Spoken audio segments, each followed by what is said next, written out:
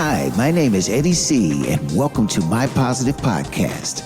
I'll bring you positive stories of people from all walks of life because everyone has a story to tell. Hi, everybody. I'm Eddie C., and this is MPP, My Positive Podcast. Today, we're going to be interviewing a special guest, and we're going to be talking about prosperity as well. And I look forward to this conversation because it's going to be also a very special one.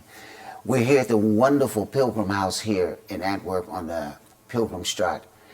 So if you get a chance to come to Antwerp, check out this place. It's a wonderful place to come eat, meet, see beautiful artwork, and have a lovely cocktail. I've got a special guest with me today, and he's actually the son of my bookkeeper. But he's an amazing guy. He has had quite a journey in such a young life. Please welcome my guest, Jente Wagenaars. Hi, Eddie. Hey, how are you doing, buddy?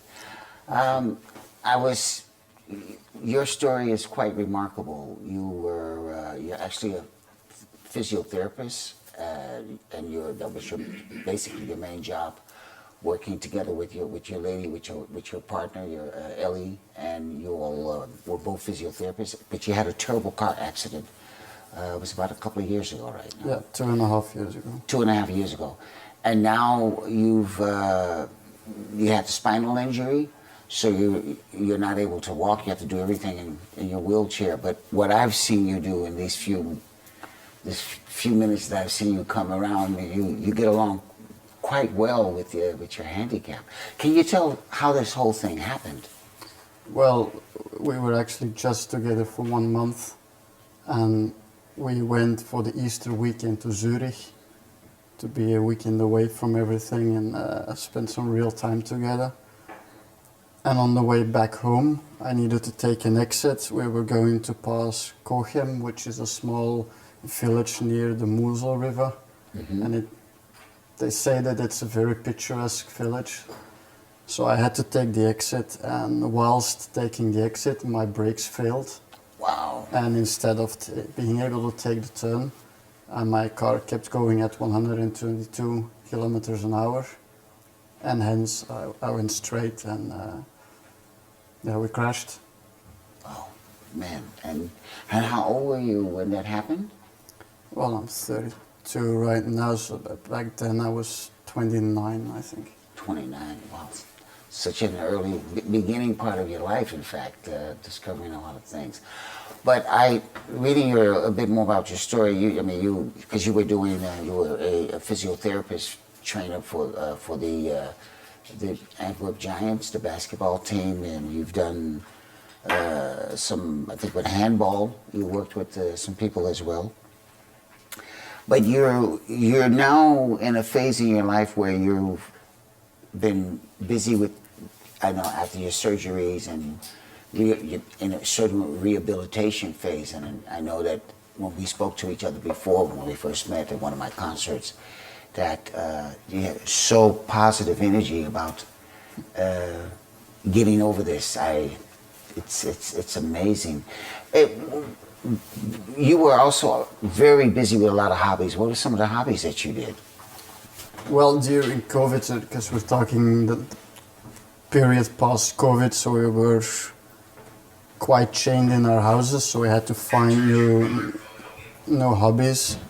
And one of them was I started playing golf. Okay. And during COVID, I found solace in being by myself, going for walks, and golf was an ideal way to stay occupied, to keep myself busy in a sportive manner, because you go outside, you go for a walk, even though you're just walking from here and there, but at the same time you're with yourself, you're playing against yourself in essence. Right. But you're also in nature. Okay, yeah.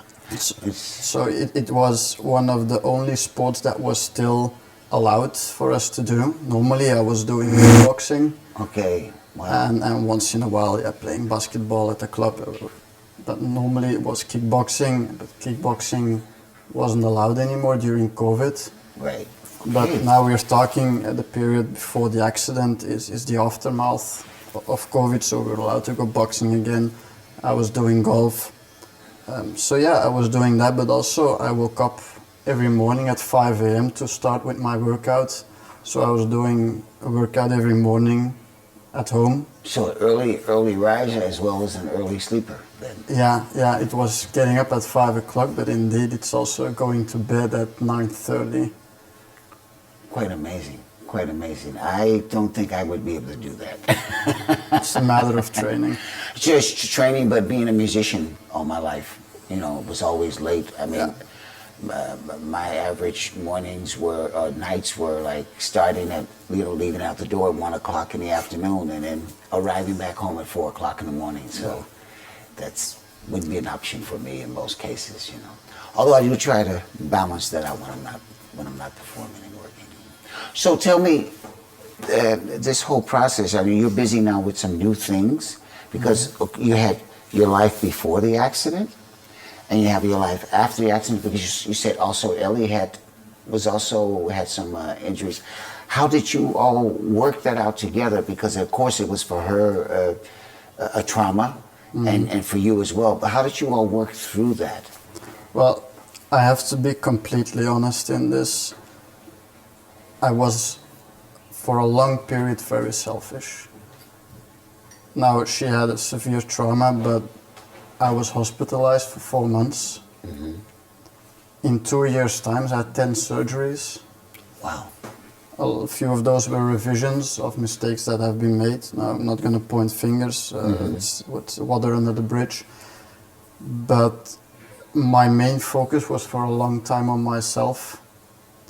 And her focus was also for a long time on me, which wasn't the equilibrium the relationship needed to be. So at some point she woke me up and told like, look, we can't go on like this. And she was absolutely right.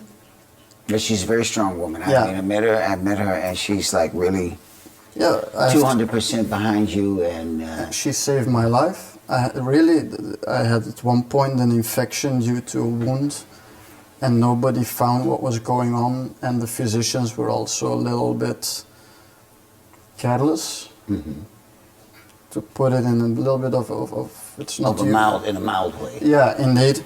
Yeah. And she again persevered, like, no, you have to check this and this, while I was take a little bit care. Those physicians know what they're doing, and yet she persevered, and hence they found what was going on.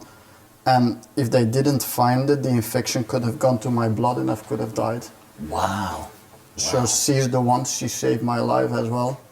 Okay. She took care of my diet, she took care of my exercises, of sleep, of so many things. If we go to travel, if I have to talk at a conference abroad, she's the one doing the heavy lifting. All right. I only have to be present, do my talk, and that's about it. She's doing the heavy lifting because I can't carry anything. Well, I can carry something, but I can't roll because my hands are also my legs. So I can't use my hands to carry something and at the same time push. Right. So she's doing all the heavy lifting, and at the same time she's also a full-time physiotherapist. At the same time she's also working on research projects of her own. Wow, so that's fantastic. Oftentimes I'm the one being invited to come and speak, and she's the one behind the curtain, but this time I'm going to use the occasion to take my hat off for everything she does, because of her, I wouldn't sit here.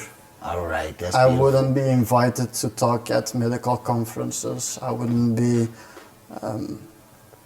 doing anything I'm doing at the moment. I wouldn't be able to play golf. I wouldn't be able to do boxing again. So yeah. She's definitely been your rock. She definitely is. She definitely is. She's the strong person beside me. That's wonderful, man. That's really wonderful. That's really wonderful. And in your work together, because she's still also doing physiotherapy as well, practicing. Yeah. And you all have you're doing your practice basically at home, or? No, she's involved in a group practice here in the city. Okay.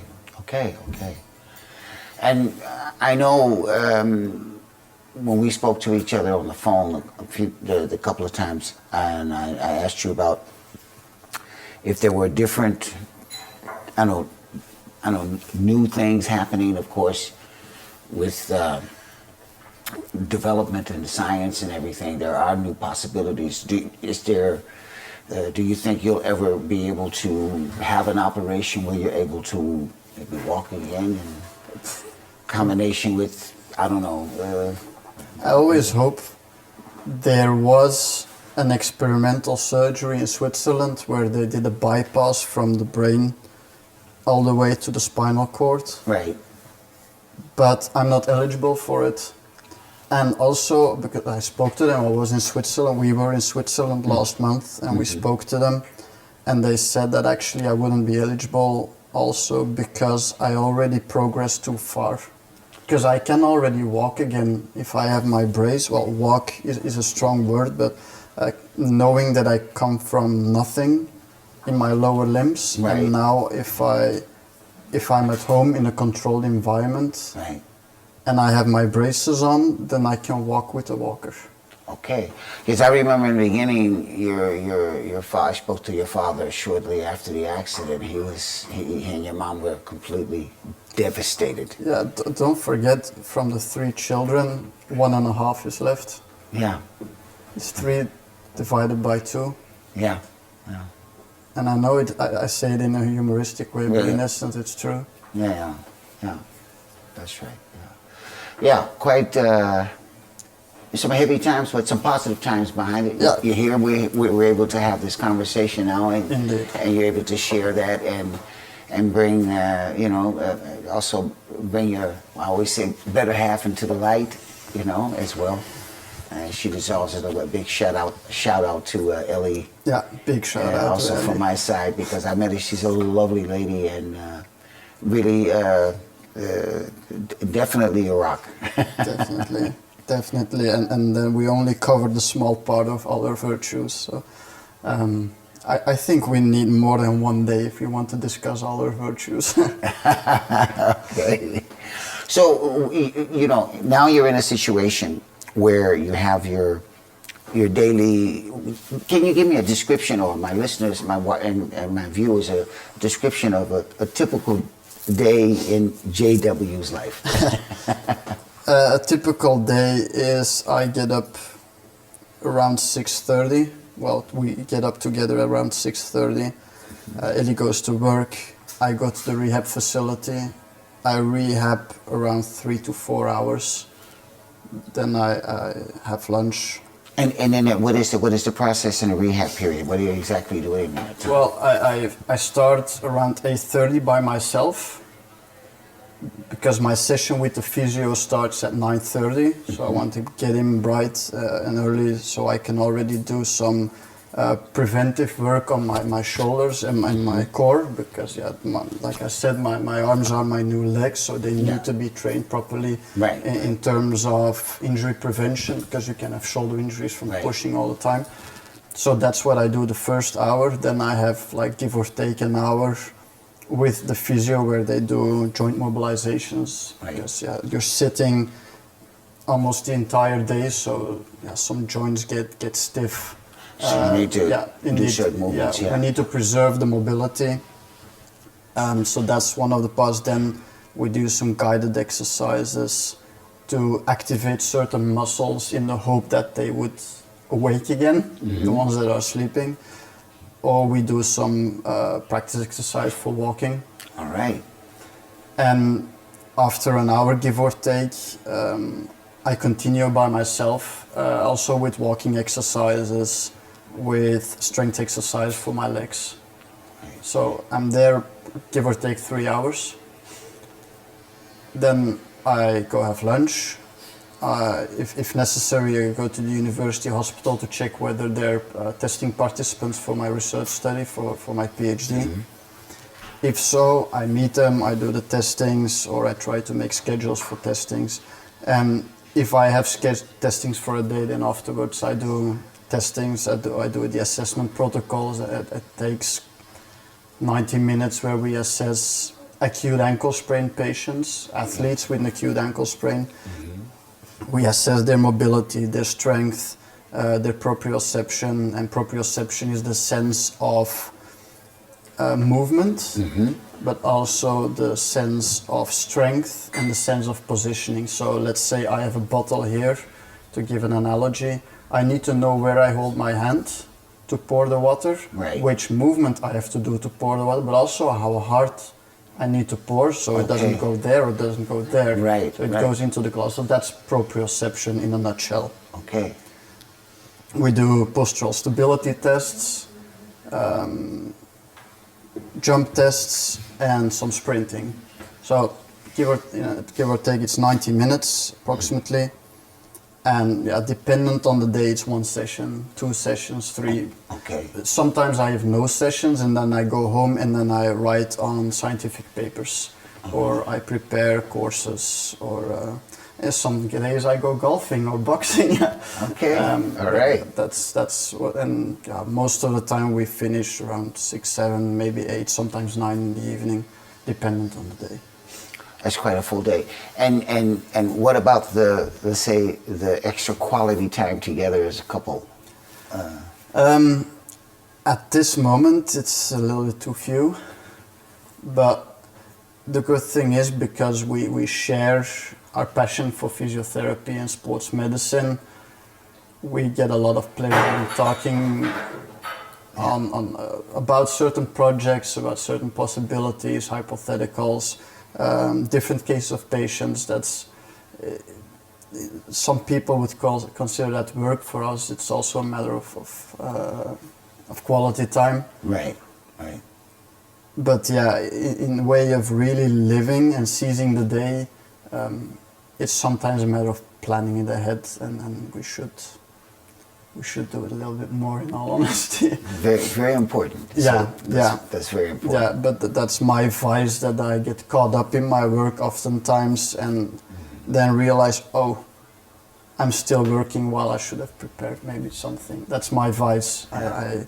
My perseverance, let's call it my stubbornness, is at the same time a vice, because I got lost in time. Right. And hence, yeah. Anyway. Well, that's good. Let's we're gonna go on that just for a little bit. Of course, with the show, I always have a basic theme, and the theme for the show is prosperity. And for you, what does that mean in your whole lifestyle, in your way of approaching each day?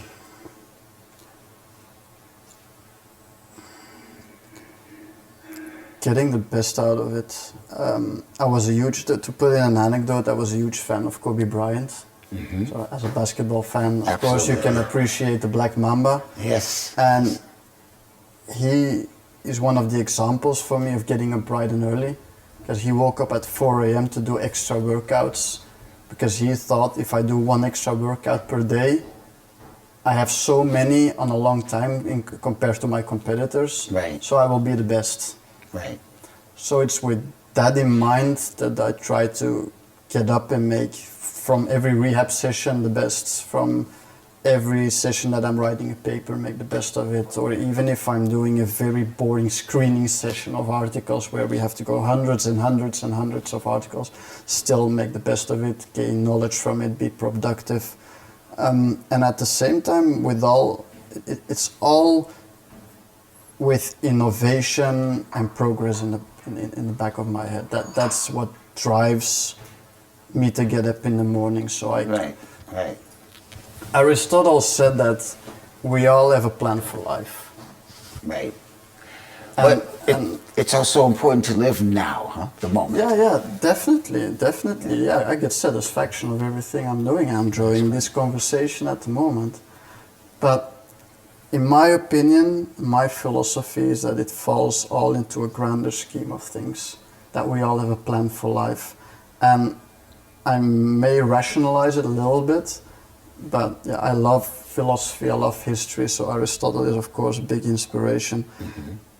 And if you go back to the essence of biology, So we have the mithosis process from cell number 1.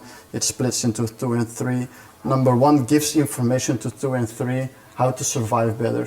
Right. So it's paving the way to future generations how to get better. Fantastic. So in my opinion, that's the purpose we have here. So if you can innovate, if you can inspire progress for future generations to get better, in my particular situation, it's working on injury prevention or injury rehabilitation in sports, which is a huge socioeconomical cost to society. Right. Then I think then I have my plan for life, and then if I can have one piece of that puzzle on the right place, then I think I'm at liberty to say that I was successful in life. Oh, fantastic. Fantastic. It's beautiful. It's very beautiful. I got, I don't know, are we running on time okay? Yeah. 20 minutes. All right. So we're almost on the home stretch. So what I want to ask you now is that this is your idea of prosperity.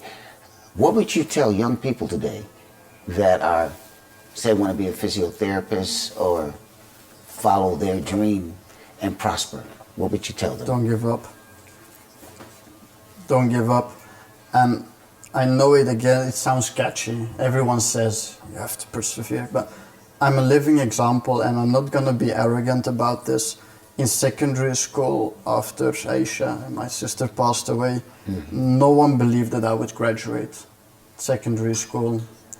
And I needed my parents to lawyer up and defend me at some point. I have to be honest, they need some credit as well for where I've become. But I was able to, and then I came to the university, but it took me 9 years to graduate my master's degree at physiotherapy. Normally it's 5. Yeah. Wow. I think there are some circumstances with Aisha passing away that helped me for my case. But anyway, it took me 9 years, but I never gave up. And nobody thought that I would graduate. And now I'm doing a PhD. That's what I was just going to mention. You're busy working on your PhD. Yeah, now. next year we will defend the PhD and I will be a doctor. So it's just don't give up. It's that easy. And it's the moment, and I know it sounds very stereotype and catchy again, but even I'm talking from without properly working legs, out of a wheelchair, and yet we are doing a PhD in 4 years, Wow. in spite of half a year in a hospital, give or take, the entire time, 10 surgeries. In spite of all those things, we are going abroad and make presentations. We give courses, Right. we publish our articles, and we are building the largest scale study in ankle sprain research Wow. at the very moment. That's fantastic, man. So if you're passionate about it, then it doesn't feel like work. Okay, there's some boring parts on it, everyone has those. The administration, the data. Well, one of my professors like all the data, but anyway, just push through. Just push through. So when is your book going to come out?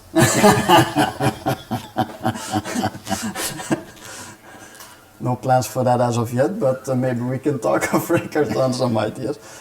All right.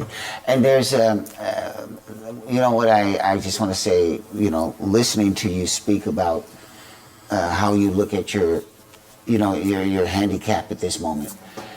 You're so fresh and strong, and there's so much good energy coming out. I think you're a wonderful example for people who are going through any kind of physical trauma and want to rehabilitate themselves. So that's well appreciated, and I hope my listeners that see this, and also the people that are viewing it now, since we're a video podcast, will. I think a lot of people will be quite inspired by what you have to say. I want to thank you for coming on the show and telling us a little bit about yourself. And there's so much more I know behind you. You're still young, and you got a great future ahead. And you have wonderful support from your parents and from, of course, from Ellie, your girlfriend. And despite the accident and the mishaps that you've had, you're still going strong. You're still prospering. And I'm sure in 5 years' time we'll have another talk with each other. And with pleasure. And who knows, you might be the next time walking through the door. You never know how the development goes. That would be grand. That would be grand. If I can sign a contract that would say that I would be walking next time, I would sign it immediately. I understand. Well, look, thank you once again, and a lot of love and strength and good positive vibes to you and Ellie and the family. And I'm sure you will accomplish your dreams because you definitely will prosper. Appreciate it. Thank you for having me. All right. I'd like to thank my guest Jente Wagenaars for coming on and sharing his story.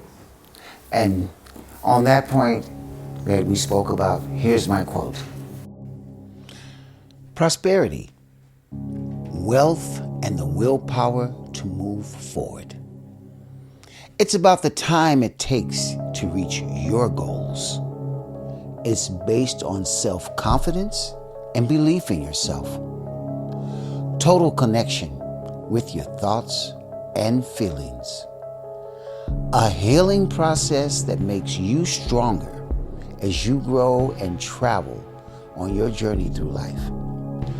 Obstacles only create alternative ways to reach your dreams and aspirations. As long as you develop from your ups and downs, your life will be fulfilled with prosperity.